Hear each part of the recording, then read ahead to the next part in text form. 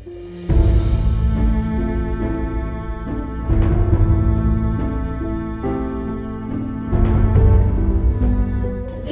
உயிர் போற அளவுக்கு எங்களால மறக்க முடியாது சாமி.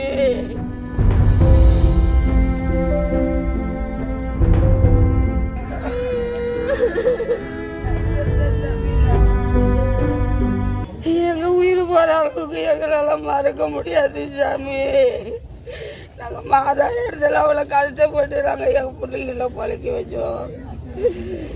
ஒரு நிமிஷத்துலேயே வந்து சுனாமியில் போன பிற்பாடு எங்களால் எப்படி ஐயா மறக்க முடியும்? எங்களால் எத்தனை வருஷமானாலும் மறக்கவே முடியாது. நாங்கள் எப்பயும் நாங்கள் வந்து அந்த நினைவு சின்னத்தை கும்பிட்டுன்னு தான் இருப்போம். நாங்கள் வந்துன்னு தான் இருப்போம். எங்கள் பிள்ளைங்களை பார்த்துட்டு தான் இருப்போம். ஒரு காலமும் எங்களை விட்டு அது போகாது. நாங்களும் அதை மறக்கவும் முடியாது எங்களால். அந்த நாள் வர வர எங்களுக்கு பயமாக இருக்கு. இன்னும் இருக்கிற பிள்ளைங்களும் நாங்கள் காப்பாற்றணுமேன்னு ரொம்ப கஷ்டமாக இருக்கு எங்களுக்கு. இந்த வேதனையை நாங்கள் யாருக்கிட்ட சொல்ல முடியும்? அந்த கடவுள்கிட்ட தான் நாங்கள் சொல்கிறோம். ஒரு நாளும் போனது எல்லாமே ஆம்பளை பிள்ளைங்க. பொண்டாட்டியும் பிள்ளையும் தவிக்க விட்டுட்டு போயிடுச்சு. எங்கள் குழந்தைனா 2 ஆம்பளை பிள்ளையும் போயிடுச்சு. 2 பொம்பளை பிள்ளையும் அவ்வளோ தான் இருக்கிறா. அவள் எவ்வளோ வேதனையாக இருக்கிறேன். ஒவ்வொரு இப்போ சுனாமி டைமில் இருக்கிற மாதிரி அதே டைம் அந்த மாதிரியான ஒரு நேரம் வந்தாலே எங்கள் மனுச்சு பக்குன்றது. அந்த நாள் நெருங்கினாலே எங்களுக்கு மனுச்சு ரொம்ப கஷ்டமாக இருக்குது. ஒரு பயமாக தான் இருக்க வசனம் எங்களுக்கு தைரியம் வரலை. இன்னமும் சரி, அது எத்தனை வருஷம் இருந்தாலும் சரி, அந்த நேரம் வந்தால் எங்களுக்கு அந்த தைரியம் வர்றதுக்கு இல்லை. நாங்கள் பயந்து பயந்து தாயா வாழ்கிறோம். நாங்கள் எங்கள் வீட்டில் 4 பேர் இறந்து போயிட்டாங்க. என் புருஷன், என் பிள்ளைங்க, இது ஒரு பொண்ணு தான் மீதி. 4 பேர் சுனாமியில் இறந்துட்டாங்க. 20 வருஷம் ஆகுது. நாங்கள் அண்ணனே கூலி வேலைக்கு போய் தான் நாங்கள் வயிற்று கழுவிட்டு. எங்களுக்கு வேறு யாரும் இல்லை. நான் வந்து அந்த சுனாமி அன்னைக்கு நானும் வந்து இவங்களுடைய ஒய்ஃப், என்னுடைய மக, சொந்தக்காரங்க வந்து 8 பேர், மொத்தம் 10 பேர் வந்தோம். அதில் வந்து எனக்கும் பெருசாக தோள்பட்டு அடிபட்டுச்சு, ஹிப்ஸெல்லாம் அடிபட்டு நானும் பெரிய காயமடைஞ்சேன்.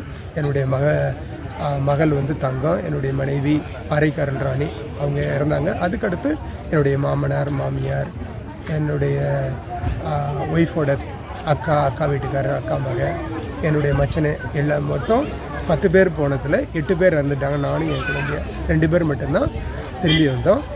இது வந்து ஒரு மிகப்பெரிய இழப்பு.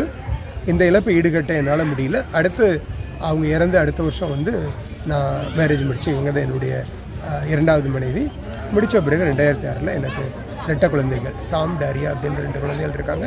இப்போ 2 பேரும் இப்போ 2020 முடிஞ்சு இப்போ அதோட நினைவு எப்படி இருக்குது உங்களுக்கு? நினைவு இப்போ நினச்சாலே எப்படி? இப்போ அந்த டிசம்பர் மாதம் ஆரம்பித்தாலே இந்த ஞாபகம் வந்துக்கிட்டே இருக்கும். இந்த என்னால் மறக்க முடியல.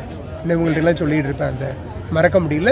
எப்பயும் வந்து அந்த நைட்டு வருவோம், வந்துட்டு பூசைக்கு வந்துட்டு இங்கே வந்து இவங்களுக்கு அந்த இவங்க நினைவுகள் அங்கே வந்து உட்காந்து கொஞ்சம் நேரம் உட்காந்துருந்துட்டு மெழுதிரி இளம்பரு ஏற்றி வச்சுட்டு அப்படியே போவோம். பண்டிகைக்காக எங்கள் அக்காவும் மாமா எல்லோரும் வந்திருந்தாங்க. ஆனால் அவங்க வந்து எதிர்பார்க்கல இந்த மாதிரி நடந்து 3 பேருமே இறந்துட்டாரு. முதல் செய்தி வந்து அதுக்கு பிறகு ஒருத்தர் மட்டும் திரும்பி வந்தாங்க.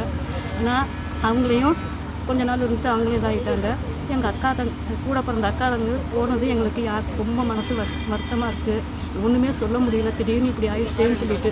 அதனால் என்ன பண்ணுதுன்னு வருஷம் அதோட நினைவாக நாங்கள் வந்து எல்லோரும் அவர்கிட்ட வந்து எங்களால் முடிஞ்சதை வந்து செய்துட்டு பூசை வச்சுட்டு நாங்கள் எல்லோரும் எங்கள் வீட்டுக்கு போவோம்.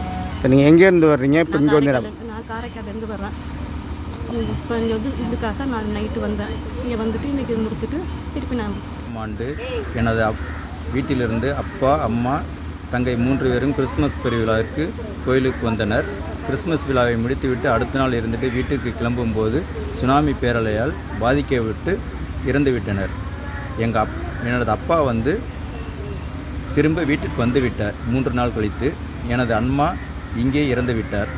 எனது தங்கையும் இறந்து விட்டார். ஆனால் எனது தங்கையை வந்து எனது வீட்டிற்கு எடுத்து சென்று அடக்கம் செய்து விட்டோம். அதனால் எப்போதுமே நாங்கள் வந்து 20 வருடம் இந்த சுனாமி பேரணியின் போது இந்த கல்லறைக்கு வந்து மெழுகுபடுத்தி வைத்து மாலை போட்டு பேரணியில் கலந்து கொண்டு 20 வருடம் வந்து கொண்டிருக்கிறோம். இது இப்போ அவங்களோட நினைவாக என்ன பண்ணியிருக்கீங்க? என்ன அவருடைய நினைவாக வருட வருடம் என்னால் முடிந்தவரை என் சொந்த பந்தம் அனைவரையும் கூட்டிக் கொண்டு வந்து எல்லாரும் நல்லவனையும் அமைதி பார்த்து ஜெபம் செய்து இது பண்ணிட்டு வந்து போயிடுவோம், வீட்டுக்கு சென்று விடுவோம்.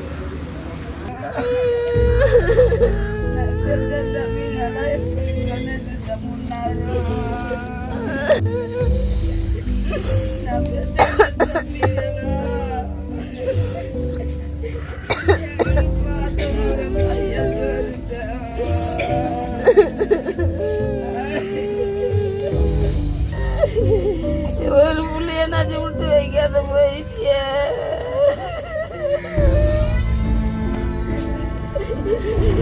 அப்பா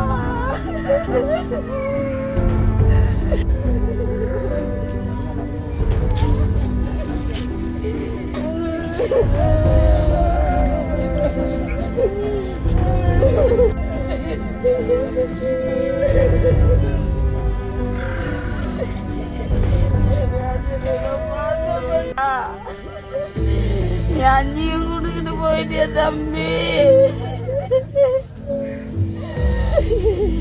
ஒரு புள்ளைய நச்சு விட்டு வைக்காத போயிட்டிய.